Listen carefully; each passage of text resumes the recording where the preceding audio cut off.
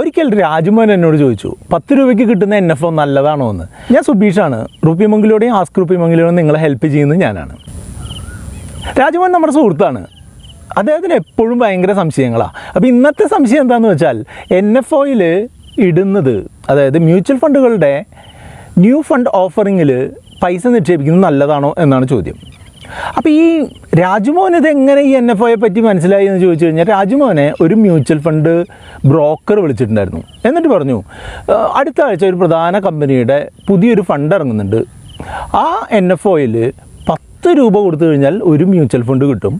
അങ്ങനെ ഒരു 10,000 രൂപയ്ക്ക് ഇട്ട് കഴിഞ്ഞിട്ടുണ്ടെങ്കിൽ 1000 മ്യൂച്വൽ ഫണ്ട് യൂണിറ്റുകൾ കിട്ടും. അതൊക്കെ വളരെ എളുപ്പത്തിൽ 10 എന്നുള്ളത് 20 ആവാനും 30 ആവാനൊക്കെ വളരെ എളുപ്പമാകും. അപ്പോൾ ഇരട്ടിയും 3 ഇരട്ടിയൊക്കെ പൈസ നമുക്ക് പെട്ടെന്ന് ഉണ്ടാക്കാമെന്ന് പറഞ്ഞു.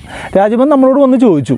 അപ്പോൾ രാജുമോന് നമ്മൾ കൊടുത്തിട്ടുള്ള ഉത്തരം എന്തായിരുന്നു വെച്ചാൽ, പരമാവധി ഈ ബ്രോക്കറുടെ അടുത്തേക്ക് ചെല്ലണ്ട എന്നുള്ളതാണ്. ബ്രോക്കറുടെ അടുത്തേക്ക് ചെല്ലണ്ട എന്നുള്ളത് നമ്മൾ സാധാരണ പറയാറുള്ളതാണ്. പ്രത്യേകിച്ചും NFO എടുക്കാനായിട്ട് ബ്രോക്കറുടെ അടുത്തേക്ക് ചെല്ലണ്ട എന്നുള്ളതാണ് നമ്മൾ പറഞ്ഞു കൊടുത്തത്. അതിന് കാരണമുണ്ട്. ഈ NFO എന്ന് പറഞ്ഞിട്ടുണ്ടെങ്കിൽ പുതിയതായിട്ട് മ്യൂച്വൽ ഫണ്ട് ഒരു കമ്പനി ലോഞ്ച് ചെയ്യുന്നതിനെയാണ് NFO എന്ന് പറയാം. പല കമ്പനികളും NFOകൾ ഇപ്പോൾ ലോഞ്ച് ചെയ്തുകൊണ്ടിരിക്കുന്നുണ്ട്. അപ്പോൾ അങ്ങനെ പുതിയതായിട്ടൊരു ഫണ്ട് ലോഞ്ച് ചെയ്യുമ്പോൾ കമ്പനിക്ക് പൈസ വളരെയധികം അതിനുള്ളിലേക്ക് കൊണ്ടുവരണമല്ലോ അല്ലേ. അപ്പോൾ കമ്പനി എന്താ ചെയ്യുന്നത് വെച്ചാൽ, ഈ മ്യൂച്വൽ ഫണ്ട് ബ്രോക്കർമാർക്കും അഡ്വൈസർമാർക്കും ഒക്കെ വലിയ വലിയ ടാർഗറ്റുകളൊക്കെ കൊടുക്കും. എന്നിട്ട് പറയും, ഇത് ഇത്രയും അച്ചീവ് ചെയ്ത് കഴിഞ്ഞാൽ നിങ്ങൾക്ക് വലിയൊരു കമ്മീഷൻ തരാം എന്നൊക്കെ പറയും.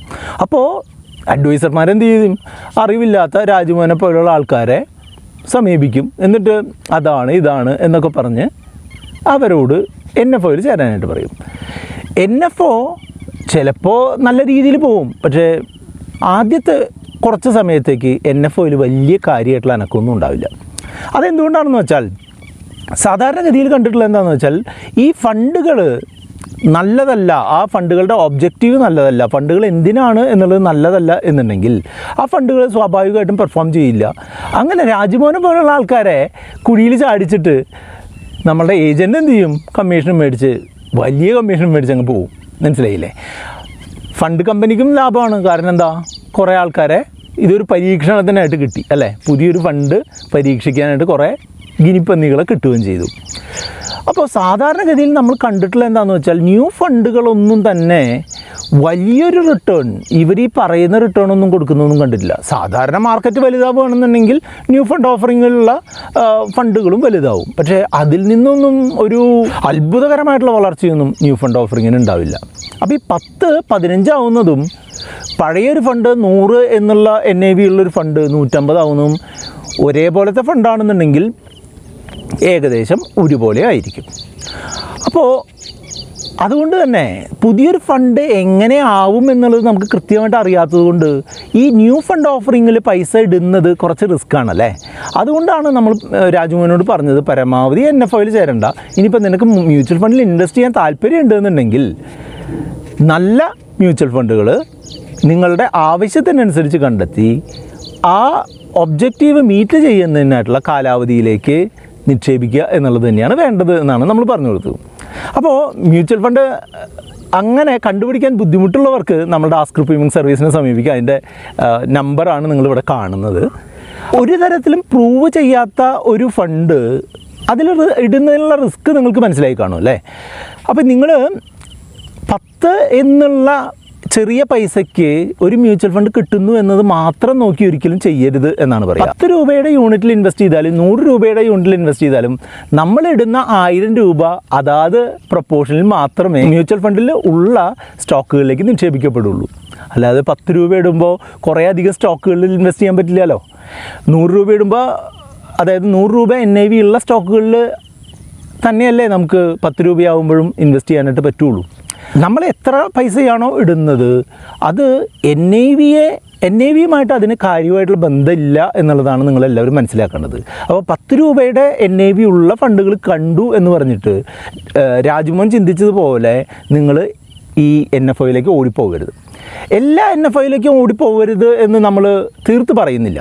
നല്ല NFOകൾ, അതായത് വ്യത്യസ്തതയുള്ള ഒരു സ്പെഷ്യാലിറ്റി ഉള്ള NFOകൾ വരികയാണെന്നുണ്ടെങ്കിൽ നിങ്ങൾക്ക് അതിൽ ചേരാം. പക്ഷേ ഇപ്പോൾ സാധാരണ എല്ലാം കണ്ടുവരുന്നത് ഏതെങ്കിലും ഒരു മ്യൂച്വൽ ഫണ്ടിൻ്റെ പോലുള്ള മറ്റൊരു മ്യൂച്വൽ ഫണ്ട്, അങ്ങനെ മറ്റൊരുത്തൻ്റെ ഒരു കോപ്പി പോലുള്ള ഒരു മ്യൂച്വൽ ഫണ്ട് പുതിയൊരു മ്യൂച്വൽ ഫണ്ടിൽ ഇടുന്നതിൽ വലിയ അർത്ഥമുണ്ടെന്ന് തോന്നുന്നില്ല. അതുകൊണ്ടാണ് ഞാൻ രാജ്മോഹനോട് പറഞ്ഞത് എന്താണ്, NFOയിൽ ഇടണ്ട മോനെ രാജ്മോനെ എന്ന്. ഇതുവരെയും പറഞ്ഞിട്ടുള്ള കാര്യങ്ങൾ ഇഷ്ടപ്പെട്ടു എന്നുണ്ടെങ്കിൽ ഒന്ന് ലൈക്ക് ചെയ്തോളൂ കേട്ടോ.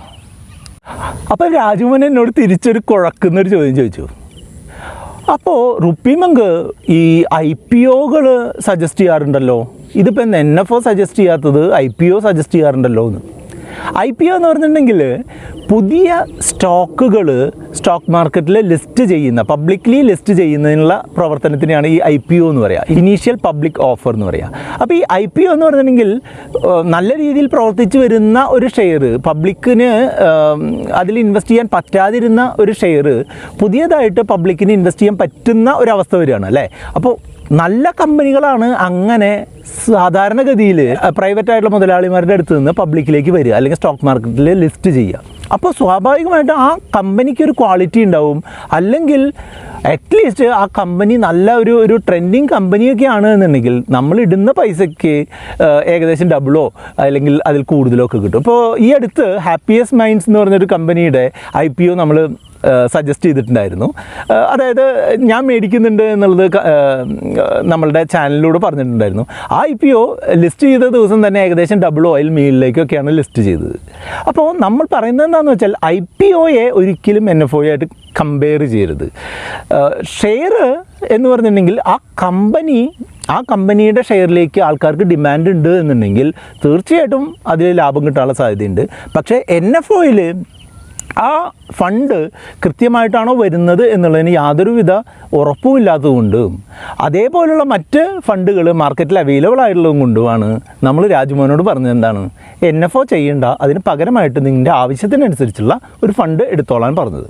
അപ്പോൾ ഈ കമ്മീഷൻ കൂടുതൽ കിട്ടാനായിട്ട് നിങ്ങളുടെ ബ്രോക്കറോ ഏജൻറ്റോ ഒക്കെ ഈ NFO ഇട്ടോളൂ എന്ന് പറയുകയാണെന്നുണ്ടെങ്കിൽ പരമാവധി നിങ്ങൾ അതിൽ നിന്ന് ഒഴിഞ്ഞു നിൽക്കുകയായിരിക്കും നല്ലത്. പകരം പ്രൂവൺ ആയിട്ടുള്ള മ്യൂച്വൽ ഫണ്ടുകൾ തിരഞ്ഞെടുത്ത് ഉപയോഗിക്കുകയായിരിക്കും നല്ലത്.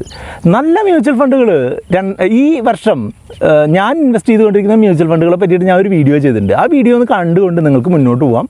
അതേപോലെ തന്നെ നിങ്ങൾക്ക് എന്തെങ്കിലും സംശയം ഉണ്ടെന്നുണ്ടെങ്കിൽ ആസ്ക് RupeeMonk സർവീസിലേക്ക് വാട്സപ്പ് ചെയ്യാനുള്ള നമ്പറാണ് കാണുക. നിങ്ങൾ വീഡിയോ ഇഷ്ടപ്പെട്ടുവെങ്കിൽ കൂട്ടുകാരുമായിട്ട് ഷെയർ ചെയ്യുക, ചാനൽ സബ്സ്ക്രൈബ് ചെയ്യുക.